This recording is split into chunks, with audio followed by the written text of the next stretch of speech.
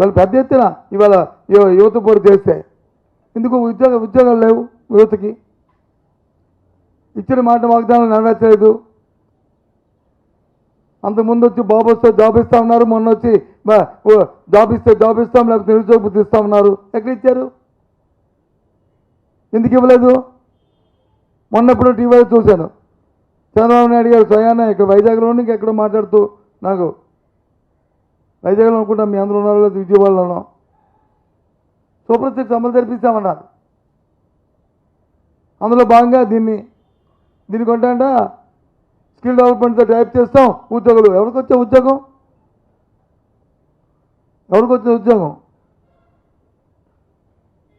మీ ఇంట్లో వాళ్ళకో, మీ తాపేదారుకో, మీ ఇంటి పక్క వాళ్ళకో వచ్చుంటాయి. ఎవరికి వచ్చాయి?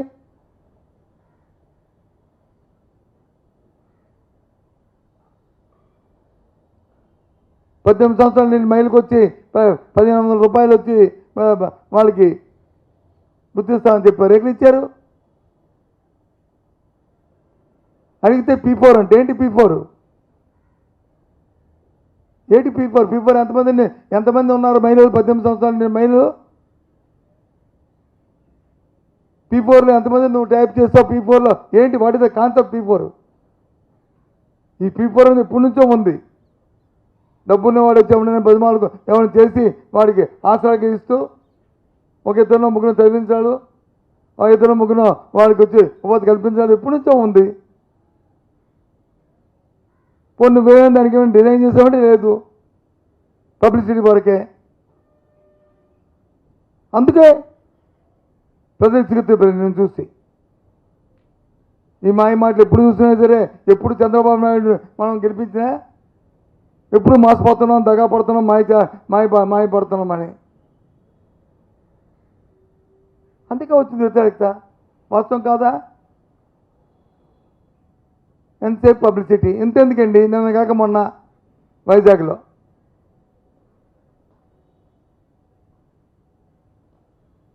ఇంటర్నేషనల్ యోగా డే చేశారు. వైజాగ్లో చేద్దామని ప్రధానమంత్రి గారు చెప్పారంటే ఈరోజు పెట్టారంటే ఓకే, తప్పు కాదు. కానీ దానికోసం ఇంత ఎత్తున అంతమందిని ఆ కార్యక్రమాన్ని చేయవలసిన అవసరం ఉందా? ఇన్ని కోట్ల రూపాయలు ఖర్చు పెట్టాల్సిన అవసరం ఉందా? ఎంతమంది ఇబ్బంది పెట్టాల్సిన అవసరం ఉందా? నీ పబ్లిసిటీ కోసం, నీ వ్యక్తిగత ఆరాధన కోసం.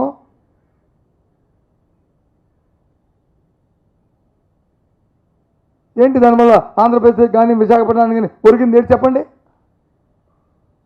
ఏంటి విశాఖపట్నానికి ఒరిగింది? సాక్షాత్తు ప్రధానమంత్రి వచ్చి ఏం ఒరిగించారు ఇక్కడ? దానివల్ల ప్రయోజనం, విశాఖపట్నానికి జరిగిన ప్రయోజనం ఏంటి? ఆంధ్రప్రదేశ్ జరిగిన ప్రయోజనం ఏంటి? ఆంధ్ర రాష్ట్రానికి చెప్పండి. నీ పబ్లిసిటీయో, నీ ప్రాపకానికో, నీకో, లేకపోతే నీ కుటుంబ సభ్యులకి, నీ కుమారుడికో, లేకపోతే ఇంకొకరికో ఒకరినొకరు వచ్చి పొగుడుకోవడానికి పనికి వచ్చింది తప్ప దేనికి పనికి వచ్చింది? మేము దేనికి వ్యతిరేకం కాదు. కానీ యోగా డే ఉంది, ఫాదర్స్ డే ఉంది, మదర్స్ డే ఉంది, చిల్డ్రన్స్ డే ఉంది. మనం అని అవి ప్రత్యేకంగా ప్రపంచమంతా కూడా ఆ రోజుని ప్రత్యేకంగా వారిని వచ్చి మనం గౌరవించుకుంటాం, పిలుస్తుంటాం. ఆ కార్యక్రమం తప్పు కాదు. అంత ఆంధ్ర రాష్ట్రంలో ప్రతి గ్రామంలో జరగాలని జరిపించి ఎక్కడో అక్కడ ప్రత్యేకించి ఏదైనా ప్రోగ్రాం చేసినప్పుడు దానివల్ల ఆ ప్రాంతానికో లేకపోతే ఆ రాష్ట్రానికో ఒక ప్రయోజనం కలగాలి. అది నా తాలూకా ప్రశ్న. ఆ ప్రయోజనం ఏంటో చెప్పాలి. ఎంతసేపు తందాన్ని అనుకుని అటు ఇటు ఒకరినొకరు పొగుడుకోవడం మనం చూసాను. వైజాగ్లో వచ్చి ప్రెస్ మీట్ పెట్టినప్పుడు మన మీరెక్కిలే నాకు తెలియకొడుతున్నాయి. మీరు కూడా బ్రహ్మాండం అంటే ఏడు బ్రహ్మాండం చెప్పండి. ఇప్పుడు చెప్పండి నాకు, ఏడు బ్రహ్మాండం. ఇప్పుడు సోదరులు చెప్తున్నా, నేను చూసాను టీవీలో బ్రహ్మాండం. అంతకంటే ఏడు బ్రహ్మాండం. 5 లక్షలు 10 లక్షలు 10 లక్షలు చేయడం వల్ల ఉపయోగం ఏంటి?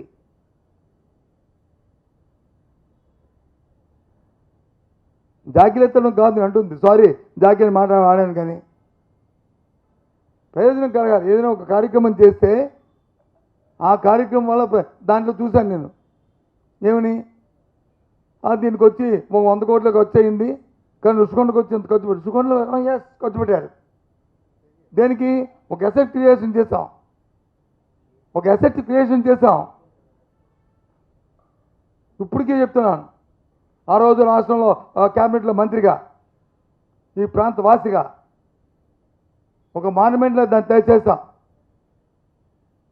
అందులో అవినీతి జరిగితే, తప్పు జరిగితే శిక్షించండి. ఎవరుతున్నాడు? ఎందుకు పని చేయకుండా మరి ఆ కాంట్రాక్టర్ బిల్లు ఇచ్చారు?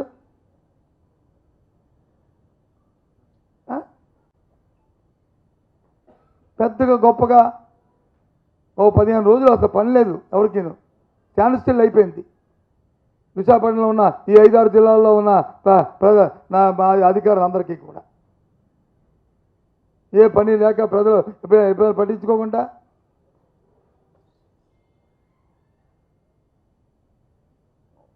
ఏ కార్యక్రమానికి ప్రభుత్వం చేసేదానికి వ్యతిరేకం కాదు, కానీ దానికి ఒక ఇది ఉండాలి,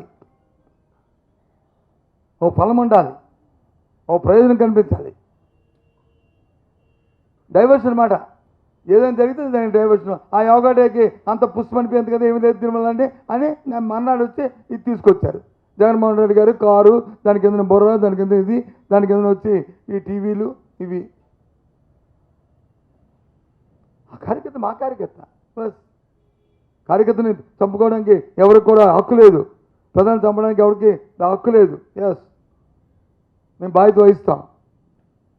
ఆయన ఆ రాష్ట్రం వచ్చి ఇంకో ఎస్పీ చెప్పినట్టు ఒక వెహికల్ గుద్ది ఆ చనిపోయినప్పుడు అతన్ని వచ్చి హాస్పిటల్కి తీసుకెళ్ళమని అడిగితే ఆ రాజశేఖర్ వచ్చి అనే సబ్ ఇన్స్పెక్టర్ కాదు అబ్బాయి అతన్ని 108లో తీసుకెళ్లాలని చెప్పి అడ్డుపెట్టి 108 వచ్చిన వరకు 30 నిమిషాలు అక్కడ వెయిట్ చేయించి,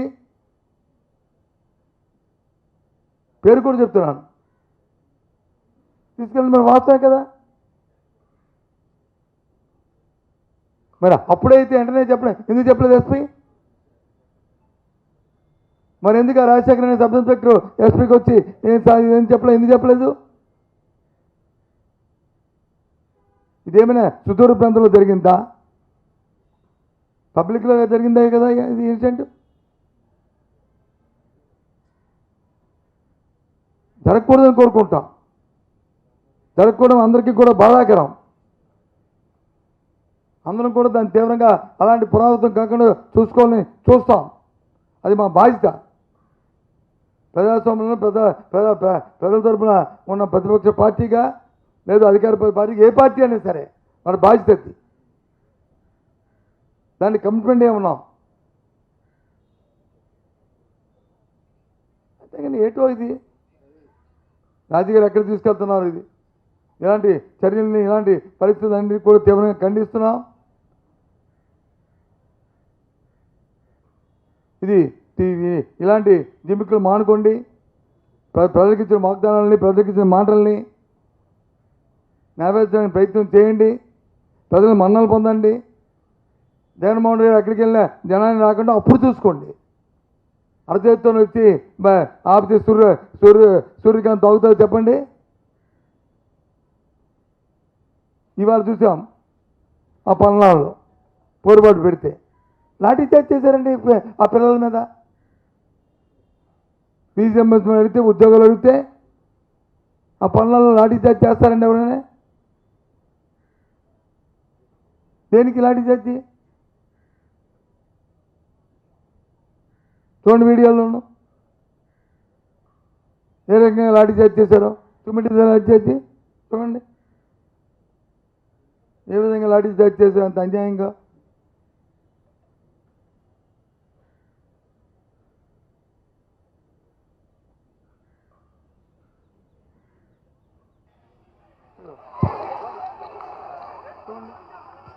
ఏ విధంగా లాఠీ చార్జ్ చేశారు.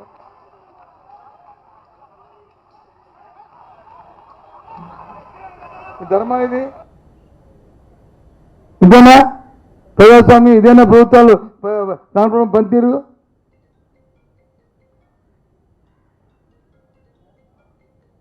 అసలు నాకు అర్థం ఉంది ఏంటంటే ఈ మధ్యకాలంలో ఈ 10 రోజుల్లో ఓ 3 సార్లు చంద్రబాబు నాయుడు గారు ప్రెస్ మీట్ చూశాను నేను.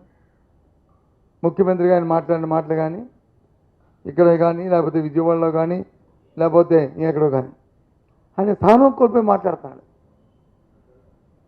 భూస్థాపితం చేస్తా అంటాడు. మీరెవరు అసలు ప్రశ్నించకూడదు, మేమవునవా? ప్రజాస్వామ్యంలో మాదొక పెద్ద పార్టీ, మా బాధ్యత. ఇవాళ మీరు ఇచ్చిన తల్లికి వందనం అరకొరు కూడా నువ్వు ఇచ్చింది కాదు, మేము ఒత్తిడి చేస్తే నీ మెల్ల వంచే ఆ డబ్బు ఇప్పించాం. ఇది వాస్తవం కాదా? ఇన్ని సందర్భాలు చెప్పాం. మీ మెల్ల వంచి ఇప్పిస్తాం, మీరు ఇచ్చిన వాగ్దానం నెరవేర్చాలని చెప్పాం, ఇప్పించాం. అదే మేము మా పార్టీ కానీ అది ప్రతిపక్ష పార్టీగా మేము ప్రజల తరపున గుంతెత్తపోతే ఇంకో 2-3 సంవత్సరాలు రాదు, వచ్చుండేదా? ప్రజల్లో ప్రజల్లో అడగని చెప్తారు. మీ TV5 మీ వెళ్ళి ప్రధానమంత్రికి అడగండి, ABN ఈటీవీలు అడగండి. ఎన్నిసార్లు ఇక్కడ నేను ప్రస్తుతం మాట్లాడినప్పుడు కానీ లేదు మీటింగుల్లో కానీ లేదు శాసనమండలిలో కానీ లేదా ఇక్కడ కానీ అడిగాం.